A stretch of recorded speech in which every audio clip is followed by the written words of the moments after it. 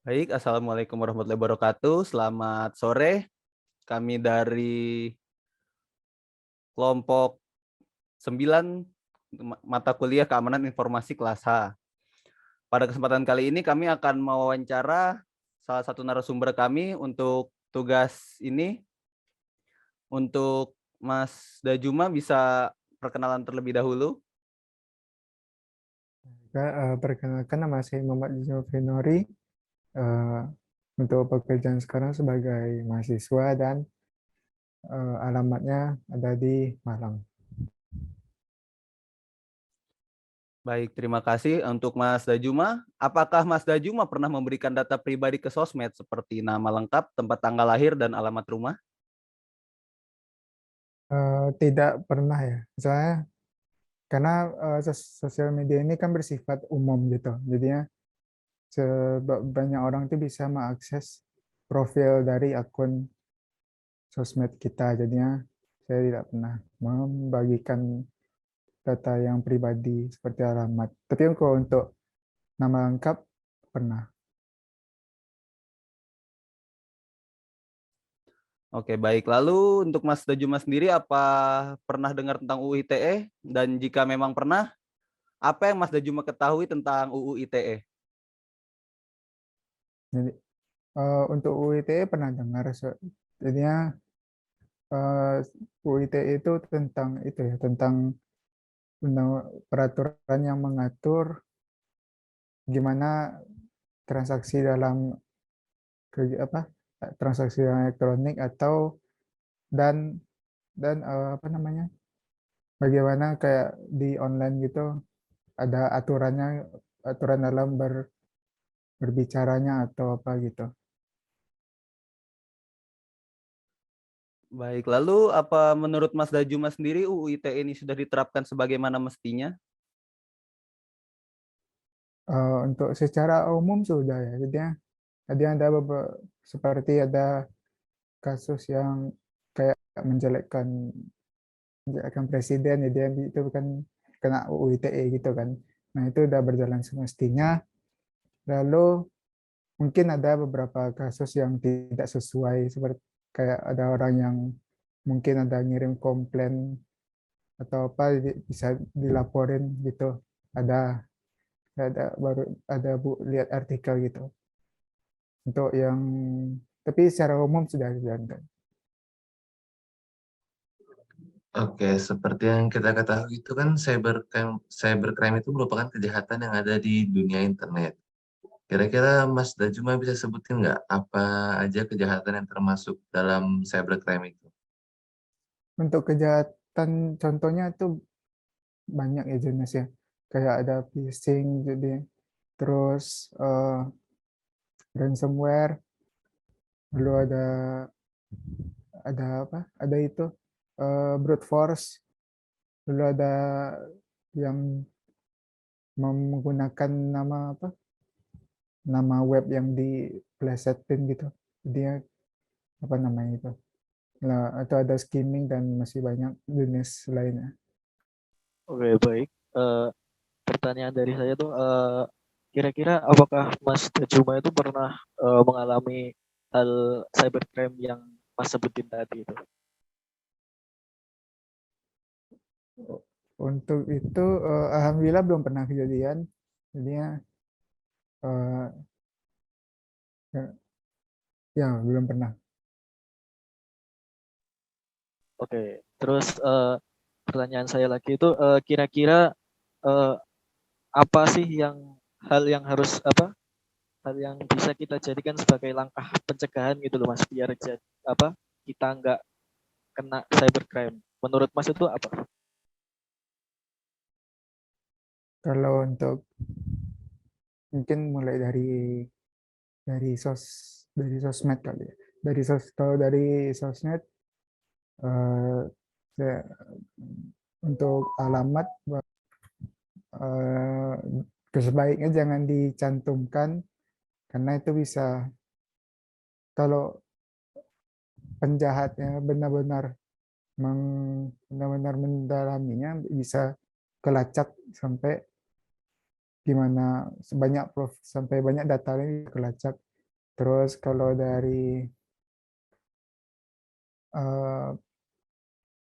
dari link, kalau untuk mencegah link itu juga ada.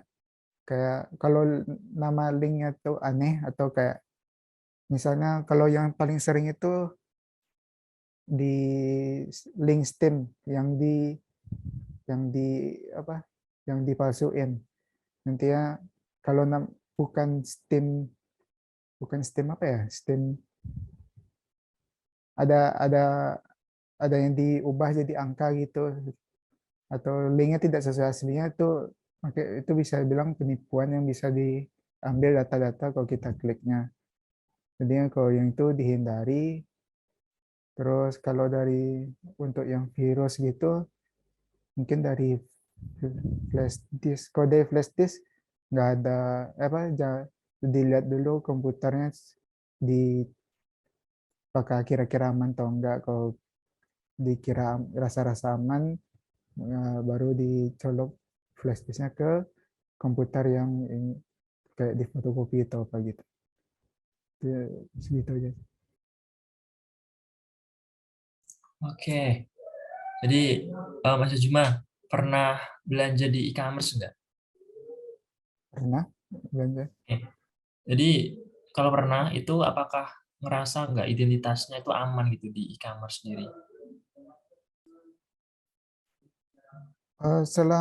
Selama e-commerce itu terpercaya kayak ya sebut mereknya nggak apa ya, Tokopedia atau gitu, Shopee dan lain-lain, saya rasa aman karena tidak data kayak alamat itu tidak disalahgunakan. Jadi ya, tapi kalau misalnya ada e-commerce baru, ya mungkin kalau dicoba mungkin boleh, tapi lihat dulu gimana jalannya itunya, gimana e-commerce-nya berjalan, atau lihat gimana orang yang sedang memakainya. Perbanyak lihat itunya, perbanyak lihat. Tapi intinya perbanyak lihat gimana rating orang atau testimoni orang sebelum pakai e-commerce. Oke. Tapi akhir-akhir ini kan banyak ya kayak kebocoran data gitu-gitu makin marah. Apakah nggak takut berbelanja di e-commerce gitu? Oh, bukan karena kebocoran datanya itu yang kebocoran data massal itu ya. Bukan belum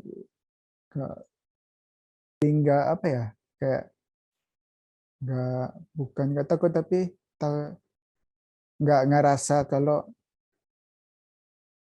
nggak kayak ngerasa kayak ada kejadian apa gitu di e-commerce. Jadi ya kayak ya ada berita gitu tapi kayak dibawa lalu gitu, tapi ya itu nggak bagus gitu ya. Tapi ya untuk data pribadinya tetap kalau bisa ya nggak dimasukin semuanya ke situ, ke e-commerce, supaya supaya nggak kalau ada kasus itu aman. Oke. Yang terakhir nih, bagaimana Mas Juma menurut Anda bertransaksi e-commerce yang aman? Untuk transaksi yang aman itu ya pertama kayak yang tadi telah disebutkan, itu ada lihat dulu gimana reputasi dari e-commerce-nya. Lalu untuk kalau udah kalau udah pakai e-commerce-nya dia dilihat lagi kan tipe apa tipe-tipe seller itu kan banyak jenisnya. Jadi ada seller yang benaran mau jualan atau yang mau nipu juga bisa dibilang banyak.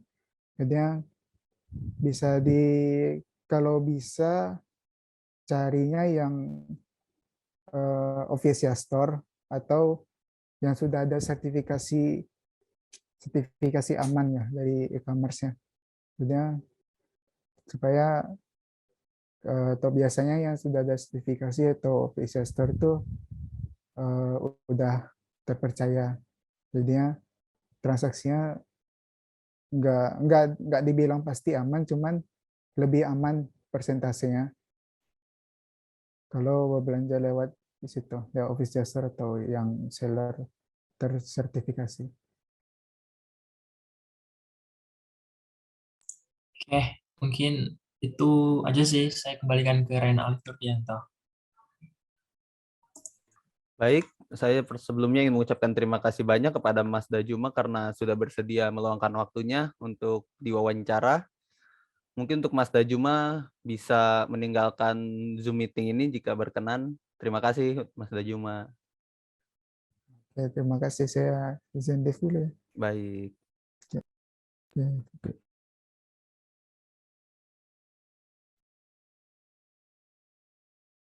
Baik, jadi kesimpulan yang berhasil kami dapat dari hasil wawancara dengan Mas Dajuma tadi adalah yang pertama, salah satunya jangan sembarang memberikan data yang bersifat privasi dimanapun, mau itu di media sosial ataupun di aplikasi-aplikasi lainnya. Kemudian kesimpulan berikutnya lebih memperhatikan apa yang kita lakukan di internet. Lebih pandai-pandai memilih dan memfilter sesuatu segalanya di internet agar terhindar dari kejahatan yang ada di internet atau cybercrime. Ya baik. Jadi untuk menambahkan juga bisa kita ambil kesimpulan bahwa untuk sekelas mahasiswa seperti Mas Dajuma itu kita bisa ambil kesimpulan bahwa mahasiswa lebih cakap dalam mengerti UU ITE dan juga pencegahannya seperti tadi menyebutkan apa aja cybercrime itu, terus habis itu pencegahannya bagaimana. Oke, dan yang terakhir itu jangan sembarangan ngeklik link yang ada karena ya bisa jadi itu adalah sebuah phishing yang bisa dimanipulasi datanya atau diubah-ubah datanya gitu. Ya, saya kembalikan ke Rena Alif.